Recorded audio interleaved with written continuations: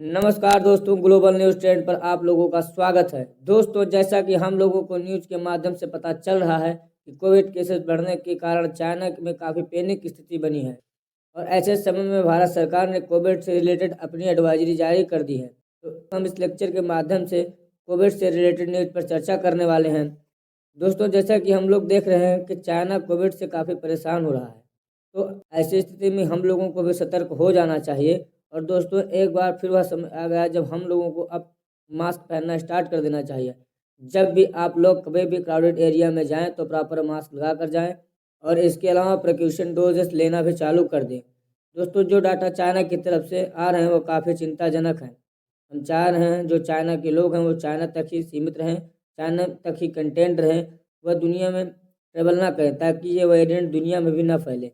और हमारे health minister ने भी यह कह दिया है कि Covid is no over yet. हालांकि मैं आपको बता दूं, भारत में स्थिति चाइना से बहुत ज़्यादा बेहतर है। इवन आप जब यूरोप और यूएसए की बात करें, वहाँ भी कोविड की सिचुएशन काफ़ी अच्छे हैं, चाइना जितने ख़राब नहीं हैं। और जहाँ तक रही मास्क की बात, तो भारत सरकार ने अपने एडवाइजरी में यह बात कह दी है कि अब आप लोग मास्क पहनना स्टार्ट कर दें। इसी के साथ साथ यूएसए की हेल्थ मिनिस्ट्री ने भी अपने लोगों को ये निर्देश दे दिए हैं कि जो लोग काफ़ी घने शहरों में रह रहे हैं वो मास्क पहनना स्टार्ट कर दें। आने वाले सर्दी के 3 महीने हम लोग के बहुत से टेस्ट लेंगे और इसमें कोविड की कई वेव्स आएंगी। और अब बताया जा रहा है कि चाइना की 60% पॉपुलेशन को कोविड होने की संभावना है और आने वाले 3 महीनों में चाइना की स्थिति और गंभीर होने वाली है। कई एस्टिमेट के माध्यम से पता चल रहा है कि आने वाले दिनों में चाइना के अंदर लगभग 10 लाख लोगों की मौत होगी। और दोस्तों, अगर ऐसा होता है तो दुनिया भर में इसका इम्पैक्ट देखने को मिलेगा, क्योंकि आज के समय में हर देश एक दूसरे से कनेक्ट हुए हैं। अगर चाइना की 60% पॉपुलेशन को कोविड होता है तो उससे 10% population of the world effect होगी। अब हमें पता है, यहाँ पर आपका एक बहुत बेसिक सा क्वेश्चन होगा कि चाइना का नाम फिर से सामने आ रहा है। जी हाँ दोस्तों, कोविड का स्टार्ट पहले चाइना से हुआ था और अब जब पूरी दुनिया में कोविड शांत हो चुका है तो यह एक बार फिर से चाइना में उभर कर आ रहा है, जिससे चाइना में काफ़ी पैनिक की स्थिति बनी हुई है। लेकिन चाइना में तो काफ़ी डिसिप्लिन है, वहाँ की सरकार अपने लोगों पर काफ़ी कंट्रोल रखती है, तो फिर चाइना इतना बड़ा ब्लंडर कर क्यों रहा है? तो दोस्तों, इसी ब्लंडर को लेकर के यूएसए यूरोप के एक्सपर्ट कॉन्फिडेंटली कह रहे हैं कि चाइना में आराम से लाखों लोग मारे जाएंगे और ये वायरस दुनिया भर में फिर से फैलेगा, जिससे दुनिया भर में हजारों लाखों लोगों की मौत होगी। देखिए दोस्तों, जो चाइना का ब्लंडर है उसके कारण उसका एक बहुत सिंपल सा रीज़न है। चाइना की जो वैक्सीन है इनमें कहीं ना कहीं कमी रह गई। चाइना की वैक्सीन इनकी आबादी को बचा नहीं पाई। ये बात मैं नहीं कह रहा, ये बात एंथोनी फाउची, जो कि यूएसए के एक प्रसिद्ध साइंटिस्ट हैं, जो कि काफ़ी कंट्रोवर्सी में रहे, ये जो बाइडेन के मेन एडवाइजर हैं, कोविड पेंडेमिक से रिलेटेड कोई भी एडवाइजरी यूएसए में इन्हीं द्वारा रिलीज़ की जाती है। चाहे या फिर यूएसए में लॉकडाउन लगाना हो या ओपन करना हो या कोई वैक्सीन इशू करनी हो, सारे डिसीजन इन्हीं के पास रहते हैं। बस केवल जो बाइडेन उस पर मुहर लगाते हैं। एंथोनी फाउची ने ओपनली कह दिया है कि चाइनीज़ वैक्सीन उतना इफेक्टिव नहीं है जितना कि वेस्टर्न वर्ल्ड की वैक्सीन है। दोस्तों, यहाँ पर ये भारत की वैक्सीन का भी नाम ऐड कर सकते थे, लेकिन इन्होंने ऐसा नहीं किया। इन्होंने यह भी कहा है कि चाइना की आबादी को प्रॉपर इम्यूनिटी मिली ही नहीं थी। जो वैक्सीन इनको दिया गया उसने कोविड में काम नहीं किया।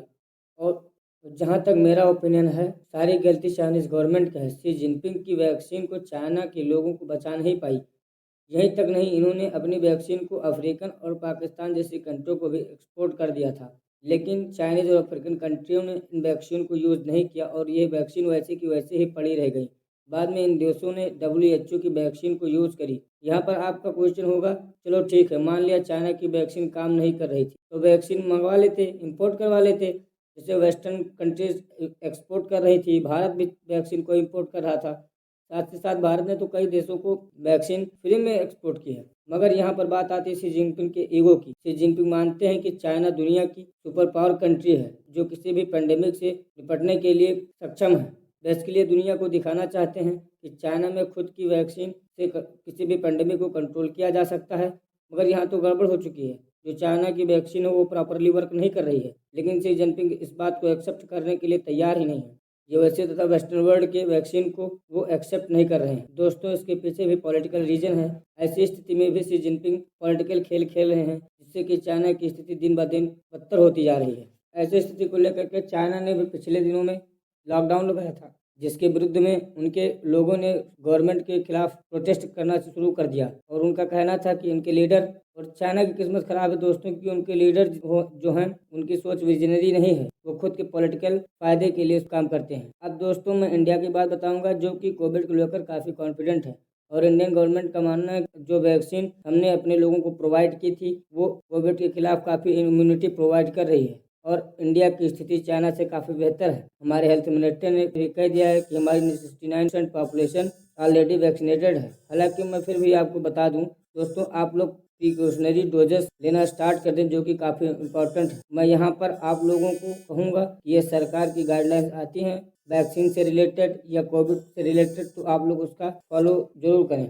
अब आप लोग कहेंगे कि चाइना से वेरिएंट पूरी दुनिया में फैल जाएगा, तो रुकिए, यहाँ एंथोनी फाउची ने एक बात और कही है कि वेव ऑफ इन्फेक्शन को लेकर ये इतने परेशान नहीं है। सबसे बड़ा रिस्क इनके हिसाब से है कि जब चाइना में ह्यूमंगस पॉपुलेशन को कोविड हो जाएगा तो म्यूटेशन होने के चांस बहुत बढ़ जाते हैं, क्योंकि जब वायरस मल्टीप्लाई होता रहता है तो आप देखोगे कि म्यूटेशन होने के चांसेस बढ़ जाते हैं और इसके फैलने के चांसेस भी काफ़ी बढ़ जाते हैं। तो आप सोचिए कि अगर कल कोई ऐसा वेरिएंट आ जाता है जिसके खिलाफ जो आज में वैक्सीन प्रॉपरली वर्क कर रही है वो वर्क ना करें तो दुनिया भर के देशों के साथ क्या होगा। तो दोस्तों मेरा दुनिया भर से और भारत के नागरिकों से यही अपील है कि जब भी कोई फ्लाइट चाइना से रिसीव करे या कोई भी जब चाइना में ट्रेवल करे तो प्रॉपरली केयर के साथ जाए। अब दोस्तों चाइना इस बात से बच नहीं सकता है कि कोरोना उसके देश से नहीं निकला था। अब चाइना से होने वाले किसी भी लॉस के लिए हम लोग चाइना को अकाउंट रखते हैं। दुनिया में इसके फैलने के साथ साथ वर्ल्ड इकोनॉमी पर भी काफ़ी प्रभाव पड़ेगा। स्टॉक मार्केट हो सकता है क्रैश हो जाए, जैसा कि हम लोग अभी जल्द में ही देख रहे थे कि वैक्सीन को लेकर के